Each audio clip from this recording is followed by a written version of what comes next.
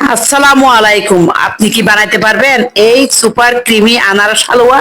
চলুন দেখি একসাথে 2 মিনিটের মধ্যে। আনারস গুলা এরকম কেটে নিয়েছি, ব্লেন্ডার জারে পেস্ট করে নিব। পেস্ট করে নিয়েছি। কি 3 টেবিল চামচ দিচ্ছি।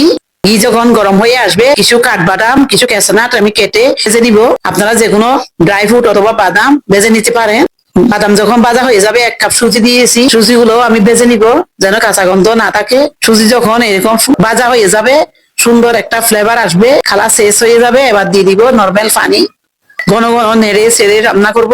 এবার দিয়ে দিচ্ছি অল্প পরিমাণ লবণ, ফুড কালার দিয়েছি কালার সৌন্দর্যের জন্য, আপনারা চাইলে স্কিপ করতে পারেন। চিনি 1 কাপ। আনারস যে পেস্ট করে রেখেছিলাম, আনারস গুলি নেড়ে চেড়ে রান্না করব। আর কিছু আনারস আমি কেটে এরকম কিউব করে রেখেছি। ভাজা বাদাম গুলো আমি একসাথে দিয়ে দিচ্ছি। এভাবে নেড়ে চেড়ে সুন্দর করে রান্না করে নিব। কিছু মাওয়া, আপনারা মাওয়ার পরিবর্তে গুঁড়া দুধও দিতে পারেন। মাওয়া দিলে তবে খেতে অসাধারণ হয়। যখন রমজান মাস অথবা শবে কদরের সময় এই হালুয়াটি আপনারা বানিয়ে নিতে পারবেন। এখন প্রচুর আনারস পাওয়া যায়। একটা বুলের মধ্যে নিয়ে নিচ্ছি। দেখতে যেমন সুন্দর হয়েছে, এত টক মিষ্টি এই হালুয়াটি খেতে অসাধারণ হয়। পরিবারের সবাই খুশি হয়ে যাবে।